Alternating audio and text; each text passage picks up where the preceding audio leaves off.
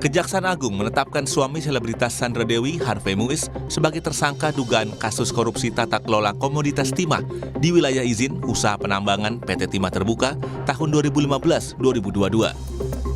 Tersangka Harvey Muiz berperan mengakomodasi pertambangan liar PT Timah Terbuka.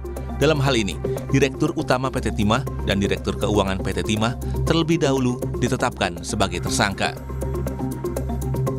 1 dari 6 orang saksi tersebut setelah dilakukan pemeriksaan secara intensif, tim penyidik memandang telah cukup alat bukti sehingga yang bersangkutan kita tingkatkan statusnya sebagai tersangka, yaitu saudara HM selaku perpanjangan tangan dari PT RBT. Tidak hanya Harvey Muiz, Kejagung juga menetapkan setidaknya 15 tersangka dalam kasus ini. Nama lain yang ikut terseret dalam kasus ini adalah Crazy Rich Pantai Indah Kapuk, Helena Lim. Helena Lim terlebih dulu ditetapkan jadi tersangka oleh Kejaksaan Agung dalam kasus yang sama, namun peran Helena Lim berbeda dengan suami Sandra Dewi. Dan selaku manajer PT GSE diduga kuat telah memberikan bantuan mengelola hasil tindak pidana kerjasama penyewaan peralatan processing peleburan timah.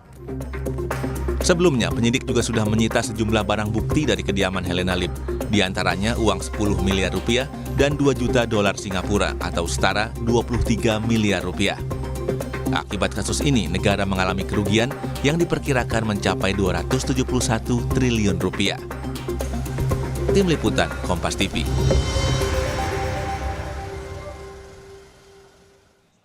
Saudara, secara mengejutkan, Kejaksaan Agung mengungkap kasus korupsi di bidang pertambangan timah yang kemudian menyeret konglomerat Pantai Indah Kapuk, Helena Lim, dan juga suami selebritas Sandra Dewi, Harvey Muiz. Dalam kasus ini, saudara, ada yang menjadi sorotan, yakni kerugian negara yang kemudian diperkirakan ini sangat besar, yang mencapai 271 triliun rupiah. Lalu seberapa besar potensi korupsi dari sektor tambang, dan dalam kasus ini apakah juga bisa berkembang dalam kasus tindak pidana pencucian uang atau pidana lainnya. Pagi ini, saudara, kita akan bahas bersama dengan sejumlah narasumber. Sudah ada di antaranya ada pakar tindak pidana pencucian uang, Yenti Garnasi. Selamat pagi, Assalamualaikum Mbak Yenti. Selamat pagi, Waalaikumsalam warahmatullahi wabarakatuh. Ya, ini kan kita mengejutkan sekali ya Mbak Yenti ya. Sebenarnya korupsi timahnya mungkin tidak terlalu disorot, tapi kemudian siapa tersangkanya ini ya, yang kemudian disorot salah satunya adalah konglomerat asal Pantai Indah Kapuk, ada Helena Lim, dan kemudian juga ada suami dari selebritas Sandra Dewi, yakni Harvey Muiz. Anda melihat ini patut kemudian dikembangkan adanya dugaan tindak pidana pencucian uang, Mbak Yenti? Oh ya, pasti. Ini pasti ya. Maka tadi kan disebutkan 16 tersangka. Itu baru korupsinya saja. Saya kira kalau nanti dikaitkan dengan TPPU-nya, harus dengan TPPU-nya, karena ini kejadian kan 2015. Ada beberapa yang baru masuk 2018, yang terakhir kemarin suaminya siapa itu? Sandra Dewi. Sandra Dewi itu kan 2018 gitu kan ya. Nah, artinya 2015 sampai dengan sekarang ini kan uang sudah mengalir kemana-mana, yang 271 triliun itu. Nah, itu dikejarnya pakai TPPU. Dan itu nanti bisa menghasilkan mungkin 2 kali lipat tersangka yang ada sekarang ini. Misalnya 2 kali lipat potensi bisa tersangka jadi, tambahan? Kan sangat, bisa jadi 3 kali lipat juga kan gini. Nanti kan itu mengalir ya. Misalnya Helena Lim, kan akhirnya suaminya juga kena kan? Ya kan, karena juga mungkin menikmati.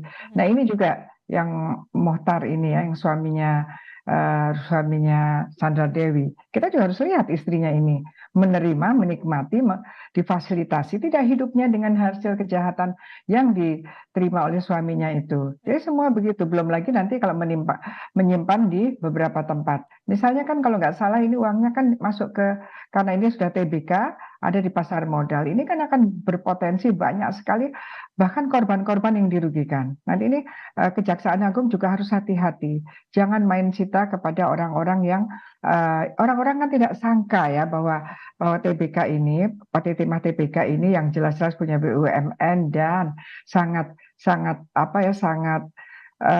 mempunyai nama lah waktu itu ya. Itu kemudian orang beli saham-sahamnya. Nah, ini bagaimana korban-korban ini negara akan melindungi mereka? Mereka yang sudah terlanjur membeli saham-saham itu. Nah, ternyata kan tidak mungkin kembali karena 271 triliun itu sudah hilang. Ini harus di-cover nantinya. Ini jadi negara dalam hal ini juga ini memang menjadi kewajiban negara mengapa PT Timah yang di Bangka Belitung ini yang kemudian itu kan sebenarnya resmi, tapi kemudian mereka membuat kong kali kong untuk bikin kerjasama dengan orang-orang tertentu, direkturnya dengan orang-orang tertentu, menjanjikan processing untuk biji timah, kemudian juga ada smelter, ada penyewaan dan uang itu dari penyewaan dan biji timah itu masuk ke kantong pribadi, baik direktur maupun pejabat lain dari sana atau orang-orang tertentu. Nah, ini kan artinya pengawasannya bagaimana karena di dalam PT Timah itu wilayah PT Timah ini ternyata dilakukan penambangan liar yang berarti hasil penambangan itu tidak masuk ke negara. Ya, betul. Nah, akhirnya negara bobol lah 271 triliun. Ini kan kita kok sedih ya. Beberapa ya waktu itu emas yang dengan Kementerian Keuangan 379 triliun, sekarang ini 271 triliun, sementara masyarakat tidak punya sembako gitu ya. Kok rasanya itu apakah memang kurang pengawasannya, miris sekali. Apakah kurang pengawasannya ataukah memang ada pembiaran? Karena kalau pembiaran ini kenapa bisa dibiarkan sekian lama? Apalagi ini sekian tahun ya, 8 tahun dari 2015 ke 2022, Mbak Yanti. Betul, itu kan penambangan liar itu kan bisa dilihat dengan mata dan tidak mungkin sendiri, banyak orang. Apakah hanya orang-orang ini saja yang kemudian leluasa bertahun-tahun kemudian melakukan kejahatan di lapangan timah ya, penambangan timah, dan sampai tidak ketahuan ini siapa yang melindungi? Pasti ada orang-orang kuat yang melindungi siapa. Nah, ini juga belum. Jadi maksud Anda menduga kemudian ada backing yang sampai harus 8 tahun ini tidak terendus begitu ya? Iya, itu harus kita evaluasi. Rasanya tidak mungkin tidak ketahuan ya. Jadi ini Kejaksaan Agung sudah sangat profesional dan punya pengalaman banyak berkaitan dengan kejahatan-kejahatan, misalnya kejahatan yang waktu membuka lahan hutan yang sedemikian rupa kelihatan dan sebagainya, tetapi kok tidak ada yang melihat gitu ya. Waktu itu kan ada penyerobotan tanah negara lah, ya itu banyak sekali ya, itu juga triliunan itu sekian tahun dan kasat mata, kenapa sampai tidak ada? Apakah memang sistem negara ini sudah tidak ada pengawasannya, ataukah pengawas-pengawas itu malah justru kong kali kong supaya orang-orang yang ketahuan curang ini ketahuan lancung untuk menghabisi harta negara yang harusnya masuk ke negara ini malah memang dilindungi gitu ya. Jadi kita juga harus evaluasi juga terhadap pengawasan. Semua sektor pengawasan. Oke, Mbak Yanti, kami akan hadirkan juga kepada Kompas TV, pemirsa Kompas TV, ini Kejaksaan Agung kemudian menjelaskan ya peran Harvey Muiz mewakili PT RBT yang kemudian menghubungi Dirut PT Timah TBK Mokhtar Reza Pahlevi tak berani untuk mengakomodir kegiatan pertambangan liar di wilayah izin usaha pertambangan PT Timah. Kita simak dulu saudara, setelah sepakat Harvey ini menghubungi perusahaan smelter PT SIP. Kalau kita lihat bersama, saudara, ada juga CV VIP, kemudian juga ada PT SPS dan juga PT TIN. Nah, kemudian Harvey ini meminta perusahaan smelter untuk menyisihkan sebagian keuntungan kepada dirinya dengan kedok dana pertanggungjawaban sosial atau yang biasa kita kenal dengan dana CSR begitu ya. Nah, penyerahan dana tersebut kemudian difasilitasi oleh tersangka Helena Lim yang di media sosial ini kita kenal dengan sebutan Crazy Rich Pantai Indah Kabuk. Dalam kasus dugaan korupsi PT Timah tersebut, Kejaksaan Agung menyebut kerugian negara ini ada 271 triliun rupiah. Nah, ini kalau kita lihat Mbak Yanti, tadi kita lihat ada nama Harvey Muiz, kemudian ada Helena Lim.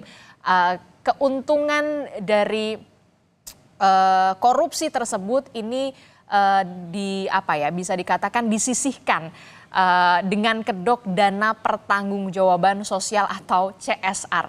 Ini modus yang sering kali dilakukan dalam TPPU.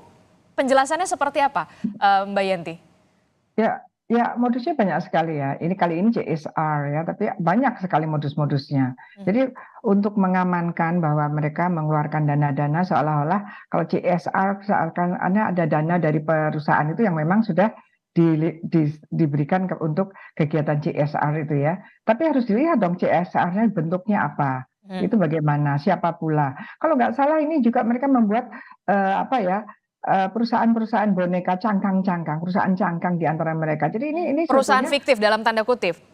Ya, itu selalu mengatakan begitu. Perusahaan cangkang ini, perusahaan boneka ini, kita juga lihat apakah memang ada izinnya, ataukah izinnya itu diada-adakan, ada pemalsuan. Pemalsuan itu memang ada tapi dipalsukan, punya orang dianggap, ataukah memang tidak ada kemudian dipalsukan. Ini harus sebetulnya apapun modusnya itu harus dibongkar oleh Kejaksaan Agung. Kalau ada PT yang cangkang-cangkang ini kan ini pasti ada pemalsuan, ya kan? Karena masuk ke PT ini ternyata PT itu tidak ada sebagai anak perusahaan atau memang PT yang dibuat seolah-olah anak perusahaannya gitu ya, PT boneka. Ini apa sih sebetulnya? Ini adalah untuk mereka itu lebih banyak menggunakan kegiatan korupsinya dan untuk menampung hasil TPPU-nya. Itu harus. Jadi ini akan banyak sekali kalau memang Kejaksaan Agung kali ini akan lebih serius ya. Saya kira Kejaksaan Agung kan sudah pengalaman banyak lah, Asabri, kemudian Jiwasraya dan ada beberapa ya waktu itu yang kelapa sawit dan sebagainya itu yang besar-besar sekali dan mereka bisa buka, tapi memang belum optimal. Masih ada beberapa yang dibiarkan, artinya nggak tersentuh, padahal itu harusnya dibuka untuk evaluasi ke depannya, siapa-siapa saja sih dan bagaimana modusnya. Modusnya bermacam-macam, modus ini sebetulnya CSR dan sebagainya bukan modus yang sulit untuk Kejaksaan Agung. Dan kebetulan 2 kasus besar atau 3 atau 4 kasus besar itu saya juga terlibat dalam bedah perkaranya, terlibat di dalam memberikan BAP-nya, bahkan ke pengadilannya, termasuk juga ketika nanti ini harus hati-hati, ada pihak ketiga yang beretikat baik yang kemudian menjadi korban dari penyitaan. Nah ini jangan sampai merugikan juga karena sudah jelas-jelas masuk ke pasar modal. Artinya apa? Negara tidak terlalu serius memikirkan bahwa apa sih dampaknya kalau pembiaran kejahatan seperti ini berlama-lama, itu akan kemana-mana. Dan semakin sulit uang 271 triliun itu bisa dikembalikan ke negara. Oleh karenanya kesempatan ini juga harus segera bikin Asset Recovery Act itu. Harus segera supaya dari sejak awal ini kita langsung melihat aset-aset yang tidak jelas ini langsung. Berarti ada kemudian yang harus juga dilakukan adalah sita aset begitu? Sita asetnya nanti, makanya kalau ada Asset Recovery Act, ada sita aset yang bukan sita karena kasusnya, tetapi misalnya ada dicurigai ada satu pabrik atau hotel atau apa yang kemungkinan berkaitan dengan orang-orang ini, maka langsung kita membuat satu pengadilan gugatan atau permohonan kepada pengadilan negeri yang memohon adalah penyidik atau kejaksaan untuk melawan barang tersebut. Apakah barang tersebut memang betul-betul hasil kejahatan apa bukan tanpa ada orangnya. Ini juga ada beberapa pintu yang untuk cepat-cepat menyelamatkan aset-aset. Sekarang kan gini kan pasal yang disiapkan kan pasal 2, pasal 3, pasal 11 tindak pidana korupsi, junto pasal 18 untuk pengembalian harta kekayaan ya, uang pengganti. Dan harusnya segera dengan TPPU. Karena apa? Kalau hanya dengan korupsi saja mereka menyembunyikan uangnya atau menyembunyikan asetnya 21 triliun dalam berapa tahunnya? 6 tahun, 7 tahun. itu sebesar sekali gitu ya. Dan itu belum tentu dibagi beberapa orang, bisa jadi hanya beberapa orang saja. Artinya apa? Beberapa orang ini kan akan sangat diuntungkan. Nah, ini kita sekarang juga memerlukan dukungan sosial ya, dukungan masyarakat. Masyarakat jangan hanya terlena, apalagi yang netizen yang ada di kita sangat dibodohin ya, kita ini Di media sosial begitu ya, yang ya, betul, tiba-tiba. kita ini seolah-olah semua yang di media sosial itu mesti benar, dan kita tuh kagum, oh ada orang kayanya seperti ini. Ya oke, masyarakat boleh saja, kita juga boleh saja Tapi terkecoh. sumbernya dari mana itulah yang Tapi kemudian. negara harus dengan mekanismenya harus membentuk satu komunitas formal yang mendeteksi kecurigaan yang timbul. Jadi jangan dibiarkan kerisirit, dia mendapatkan satu Spotlight begitu ya. spotlight dari ini, kemudian dia diagung-agungkan selama ini, tetapi ternyata dia mengambil uang rakyat gitu. Jadi marah dong masyarakat kalau begitu. Enak aja mereka seenak-enaknya gitu ya, dengan penampilan atau dengan privilege selama ini. Ini bagaimana tanggung jawab negara terhadap kekecewaan rakyat yang seolah-olah kita tuh dikecoh, kita dianggap bodoh oleh mereka itu. Mbak Yenti, kita juga akan bersama salah satu narasumber kita, ada Kepala Divisi Hukum Jaringan Advokasi Tambang atau Jatam, sudah ada Muhammad Jamil. Selamat pagi, Assalamualaikum Mas Jamil. Ya, selamat pagi, waalaikumsalam. Ya, Mas Jamil, ini kan kemudian disorot sekali ya, dugaan korupsi timah, tidak main-main. Ada kerugian negara, dalam hal ini adalah kerugian ekologis 271 triliun rupiah begitu, tidak main-main, fantastis sekali jumlahnya. Kemudian juga melibatkan ada 16 orang yang sudah ditetapkan sebagai tersangka, salah satunya adalah konglomerat Pantai Indah Kapuk, ada Helena Lim, kemudian ada suami dari Sandra Dewi, selebritas, ada Harvey Muiz. Respon Anda dulu seperti apa? Ya, yang pertama saya kira model-model begini bukan hal yang baru ya. Ini saya kira tindakan yang berulang, dan pola yang terjadi di PT Timah itu, kalau berdasarkan studi kami di Jatam, bahwa itu salah satu pola yang kami temukan memang di lapangan. Tidak hanya Timah, sebetulnya tambang-tambang lain juga. Polanya adalah ada tambang yang beroperasi secara ilegal di atas konsesi legal tuh. Nah, hanya saja biasanya ada dua pola tuh. Ada yang dengan sepengetahuan si pemilik konsesi, ada yang tanpa sepengetahuan pemilik konsesi. Kebetulan saja saya kira PT Timah ini menarik. Dia dengan persetujuan pemilik konsesi, dan PT Timah ini juga adalah BUMN. Maksud saya yang ingin saya sampaikan adalah PT Timah tampil sebagai wajah sebuah perusahaan milik negara, BUMN, yang ternyata hampir tidak ada bedanya dengan swasta. Daya rusak yang ditimbulkan bahkan hingga korupsi ya. Saya kira itu dulu. Mas Jamil, ini kalau kita melihat ya, mengapa kemudian praktik-praktik atau modus-modus semacam ini marak sekali begitu kalau tadi Anda, dan ini dari 2015 sampai 2022 baru terendus sekarang. Anda melihatnya ada pembiaran atau bagaimana ini? Ya, seperti yang kami temukan ya, di mana-mana dalam proses penambangan yang melanggar hukum pilihannya hanya ada dua tuh. Yang pertama, biasanya menghindari aparat, lalu yang kedua bekerja sama dengan aparat atau pihak-pihak yang punya kuasa tuh. Nah, yang bekerja sama dengan aparat ini tentu akan memakan waktu yang lama untuk dibongkar tuh. Kenapa? Karena celah-celah atau ruang-ruang untuk terendus ketahuan itu terjadi manipulasi sedemikian rupa sehingga membuatnya sulit untuk dideteksi. Bahkan ya kalau kita cek di tempat-tempat lain misalnya di Antam kan hampir sama pola ini. Tambang ilegal beroperasi di atas konsesi legal, BUMN juga tuh. Nah, kenapa ada istilah di sana dokumen terbang atau pinjam dokumen lah dari perusahaan yang legal atau menggunakan dokumen-dokumen palsu tuh, dan itu yang terjadi di PT Timah jadi sulit memang. Kenapa? Karena banyak pihak yang terlibat. Nah, kami duga Yang sekarang jadi tersangka itu mereka masih pada level operator. Level operator saja, belum kepada aktor intelektual, begitu maksud Anda? Belum, kalau kami melihatnya ya, dan ini penting untuk dikembangkan.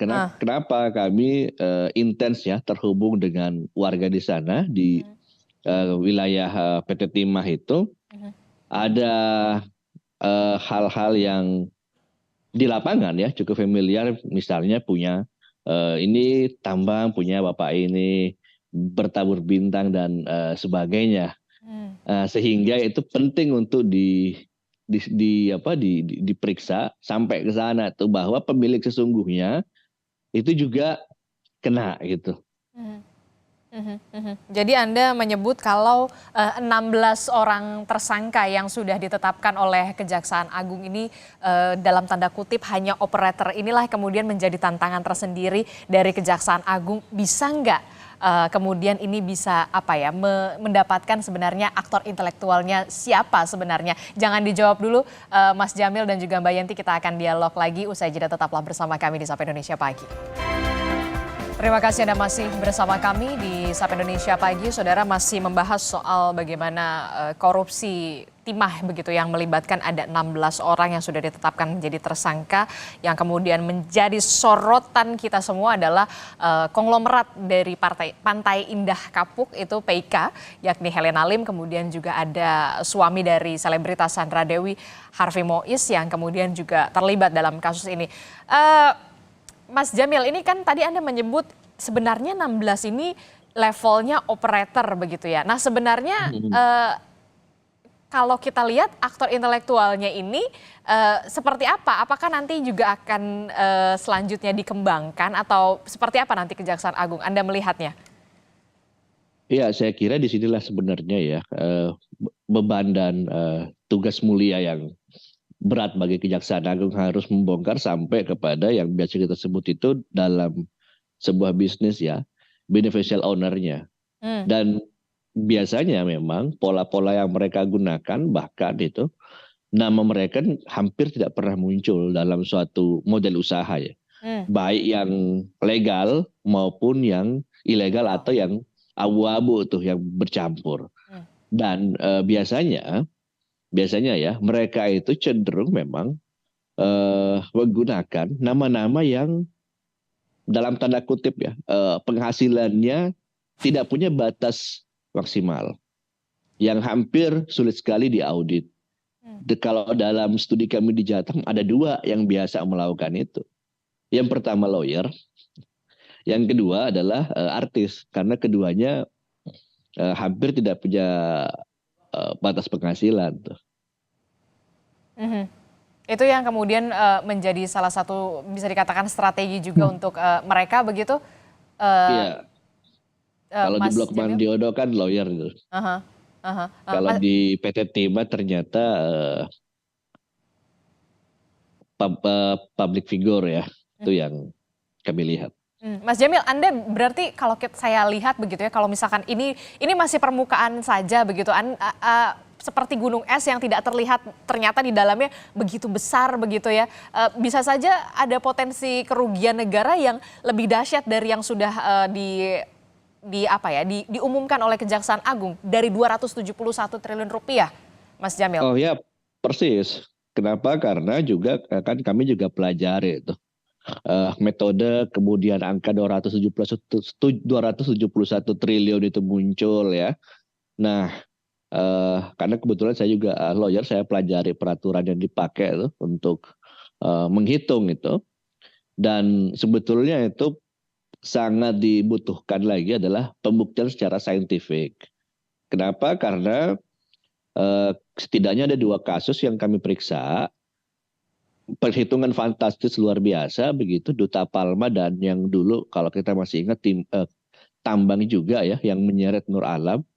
Keduanya hasil perhitungannya fantastis, tapi kemudian di ujungnya hasilnya adalah cukup mengecewakan ya. Kenapa? Karena saya kira beban pembuktian saintifik para lawyer ini kan juga tentu ya dalam mendalilkan kerugian negara ketika membela kliennya itu punya segala macam cara. Salah satunya adalah dalam konteks kerugian negara tadi kan, itu harus dibuktikan. Bahkan kerugian negara dalam satu kasus itu yang saya sebutkan tadi dihitung sebagai total keuntungan, malah itu yang rumit. Apalagi yang selanjutnya adalah kalau kita bicara konteks kerugian negara, itu seperti yang pernah saya sampaikan di salah satu media bahwa kerugian negara ini ketika bicara dihubungkan dengan kerusakan lingkungan tanpa bukti scientific evidence sulit sekali. Kenapa? Karena metodologi untuk menghitung kerugian negara sampai dia dinyatakan sebagai sebuah kerugian negara harus ada kerugian dari dompet negara kan. Kita masih secara regulasi ya masih terbatas sampai di situ, sehingga hal-hal yang luar biasa yang dikerjakan sekarang dengan Jaksa Agung sama Prof. Bambang Hero saya kira ini penting untuk dikuatkan saintifiknya. Hanya saja kalau menurut kami di Jatam, ongkos sosial dan kerusakan sosial saya kira belum menjadi bagian dari 271 triliun itu. Berarti kerusakan ekologis begitu lingkungan belum termasuk itu kalau menurut Anda? Belum termasuk itu karena di sana kita tahu ada belasan orang meninggal di lubang-lubang tambangnya. Ada puluhan warga dikriminalkan di konsesi PT Timah. Ada orang yang terpaksa harus kehilangan sumber mata pencariannya, apalagi khusus mereka yang berprofesi sebagai nelayan dan berprofesi sebagai pegiat wisata itu. Nah, itu kan menimbulkan kerusakan sosial yang struktural bagi mereka. Yang hampir sampai sekarang nggak pernah difikirkan juga bagaimana pemulihannya. Kalau itu dihitung seluruhnya tambah kerusakan ekologi tadi, saya kira angka 271 triliun itu tidak cukup untuk mewakili angka-angka kerugian itu.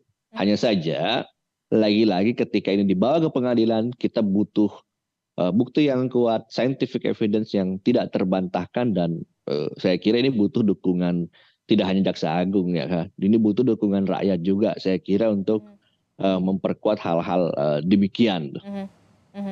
Sesulit apa kemudian membuktikan sebenarnya potensi kerugian negara ini lebih dari itu, lebih dari 271 kalau tadi Anda sebutkan kerugian yang bisa dikatakan bagaimana dampak kerusakan lingkungan di sana, kemudian juga konflik dengan warga setempat, bahkan juga tadi Anda sebutkan ada belum lagi korban yang kemudian menjadi korban di tambang ilegal tersebut. Sulitkah?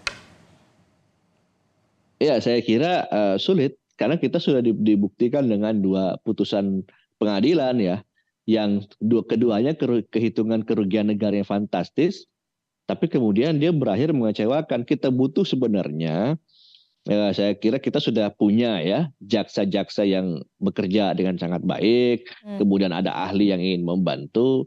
Hanya saja arenanya ketika dibawa ke pengadilan kita butuh hakim-hakim yang cukup cerdas dan hakim-hakim yang cukup berani itu, yang punya perspektif lingkungan hidup, yang punya sign of crisis. Ketika nggak punya itu selesai kita. Anda optimis ini bisa kemudian dibuktikan secara lebih gamblang, lebih dari 271 triliun rupiah sebenarnya kerugian dari negara? Ya, kami optimis ketika tadi ya hakim-hakim kita yang menangani ini ya saya kira penting untuk punya sertifikasi lingkungan hidup. Itu pesan kami dari Jatam, jangan sampai diadili nantinya oleh para hakim yang nggak punya perspektif dan tidak punya perspektif lingkungan hidup, itu menempatkan perkara ini dalam bahaya. Kenapa? Karena kami sebetulnya marah dalam situasi ini. Ini BUMN yang harusnya beroperasi secara baik, lalu kemudian memang tujuan dari kesejahteraan rakyat bisa dicapai, tapi ternyata kita dirampok terang-terangan oleh para mafia itu. Oke, jadi kita bahasanya lebih merampok dalam tanda kutip begitu ya, merampok kemudian kekayaan alam kita bahkan di sana sampai kemudian dieksploitasi begitu dan sampai ada kerusakan lingkungan di sana, konflik dengan warga setempat di sana. Mbak Yenti, Anda melihat ketika dikembangkan ke tindak pidana pencucian uang, ada potensi tadi Anda mengatakan tersangkanya bisa lebih dari 16 tadi. Salah satunya mungkin pemeriksaan terhadap orang-orang terdekat ini, dalam hal ini adalah mungkin keluarga dari Harvey, kemudian Helena Lim yang bisa saja ikut membelanjakan begitu ya dengan aset, mobil mewah, rumah mewah, barang-barang mewah. Iya, sangat.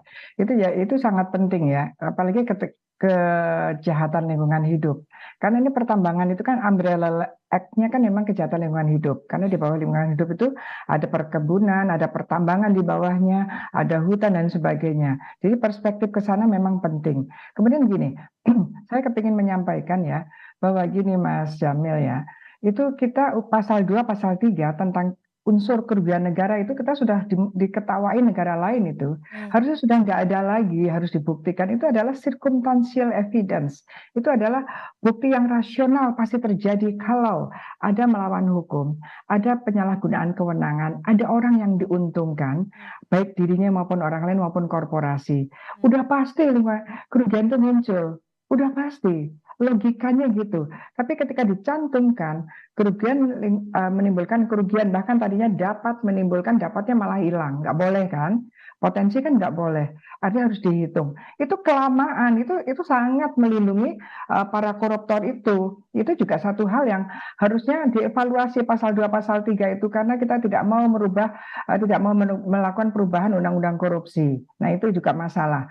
Kemudian TPPU dengan sendirinya uangnya tuh kemana? Jadi bukan saja di istri-istrinya dan orang-orang terdekatnya, perusahaan-perusahaan bonekanya, dan mungkin sebagian besar memang ini hanya operator ya Mas Jamil ya. Tapi di sana ada direktur loh, ada direktur dan mantan direktur kan dari 2015. Itu kan orang yang sangat-sangat penting itu. Hanya dia tuh siapa yang membuat mereka itu, direktur maupun mantan direktur itu menjadi leluasa sekali, tidak segera terungkap. Ini siapa? Mungkin ini dimaksudkan Mas Jamil itu kan, orang di balik itu yang kemudian sebagai beneficial ownership yang memang namanya tidak ada di dalam perusahaan itu. Bahkan perusahaan-perusahaan boneka itu pasti juga ada juga mungkin PT-nya betul. Kita cek nanti di AHU. Itu ada nggak PT-nya? Bisa jadi PT-nya betul tapi tidak digunakan untuk hal yang benar. Karena penambangannya itu liar. Artinya apa? Di dalam penambangan yang ada berizin dan BUMN apalagi, itu muncul penambangan liar yang tidak ada izinnya. Nah, kita harusnya punya mekanisme perizinan. Terus bagaimana negara ini mengantisipasi kalau ada pertambangan bukan hanya timah yang kemudian beroperasional tetapi ternyata tidak ada perizinannya. Itu tidak dipikirkan, apalagi yang ada itu terlindungi gitu ya, terlindungi. Saya sama dengan Mas Jamil, saya juga rasanya marah gitu. Saya sering sekali menghadapi bahkan ke pengadilan, dan betul tadi di pengadilan itu seperti Duta Palma. Saya juga ikut itu, tapi kita dihadirkan aja tidak. Itu ahli-ahli dari ahli kehutanan, ahli bagaimana kerusakan forest itu, berapa sih potensi yang dirugikan seandainya. Jadi gini, bukan potensi harusnya membeli. Seandainya ini tidak ada kejahatan, itu yang didapatkan kesejahteraan masyarakat itu apa, berapa, dan kenapa jadi tidak ada. Itu mereka sudah memikirkan, karena waktu itu 18 orang ahlinya. Tapi yang sedikit yang dihadirkan. Yang dihadirkan pun seperti apa ya, kita tuh berbicara TPPU, saya tuh selalu 3 jam lebih. Tetapi kalau hakimnya tidak memahami, ya semua itu sia-sia.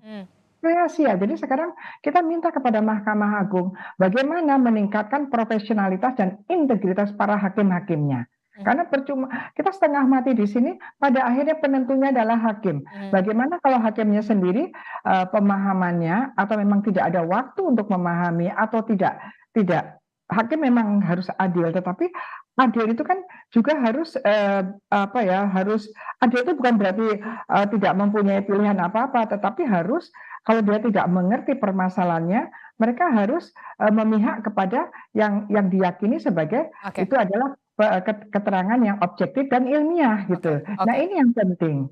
Jangan sampai kemudian kita di sini begitu ya, ahli-ahlinya semuanya pembuktiannya lebih lengkap, detail sekali, terus kemudian di persidangan bisa dikatakan ya malah lemes begitulah ya kita ya. Nah Mbak Yanti, ini Ya. Kalau misalkan pindah ada uang dari hasil TPPU ini begitu ya, uang dari keuntungan korupsi tersebut kemudian dipindah alihkan ke keluarga, ke istri, ke suami sebagai bentuk barang mewah dan kemudian mungkin rumah, mobil atau semacamnya. Ini ada potensi keluarga ini juga diperiksa.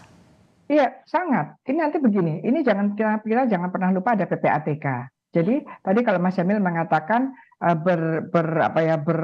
tercover oleh karena ini public figure dan sebagainya. Nah, dengan adanya seperti ini, PPATK tentu akan melihat public figure yang kemudian misalnya suaminya ini atau istrinya ini. Itu ada bagaimana rekeningnya, mau tidak mau harus diperiksa. Karena apa? Rekeningnya harus diperiksa karena menurut penyidikan ada dari tersangka atau calon tersangka yang sangat kuat ini atau tersangka itu ada uang masuk kepada rekening orang lain. Dan ketika penyidik membuka rekening orang lain ini tidak usah minta izin pada pemilik rekening. Bahkan kalau bisa itu yang pemilik rekening sendiri tidak usah tahu. Harusnya begitu. Nah, ini mereka mengatakan bahkan minta surat kuasa dari orang yang dicurigai. Menurut hasil dari PPATK dicurigai bahwa ada uang ke rekeningnya dan kemudian dia tampil sebagai public figure seolah-olah kita semua harus memaklumi uangnya pasti banyak sekali. Oke, itu hanya anggapan, tetapi nanti kita bukti material kita ada tidak dari rekening itu yang masuk bukan dari hasil dia sebagai artis atau hasil dia sebagai apa tadi yang satu lagi itu ya. Siapapun itu ya, itu kan akan kelihatan. Jadi ini sekarang kita menunggu PPATK. PPATK harusnya sudah jalan, sudah Kejaksaan Agung sudah minta rekening-rekening orang-orang ini yang 16 ini mengalirnya kemana. Nah, untuk TPPU adalah orang-orang yang menerima aliran-aliran dana ini. Artinya apa? Banyak siapa saja keluarga dan juga mungkin nomor satu itu keluarga dan orang terdekat atau komplotan mereka itu yang bersama-sama. Jadi ini seperti itu. Itu untuk pasal 5.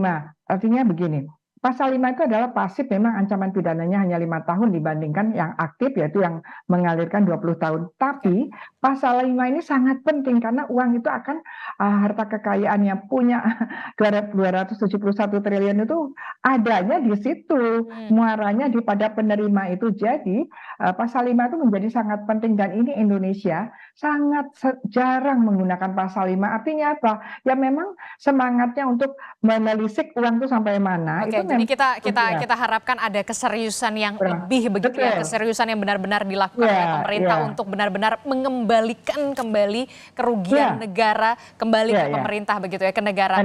Dan sedikit saya sampaikan. Karena gini, nampaknya ya dari pengamatan mungkin kalau kita ada riset ya, pemidanaan penjara itu sangat tidak menjerahkan ya. Karena apalagi kalau korupsi itu lembaga pemidanaannya itu LP-nya itu juga LP yang seperti orang indekos saja. Karena belum tentu dimiskinkan begitu ya.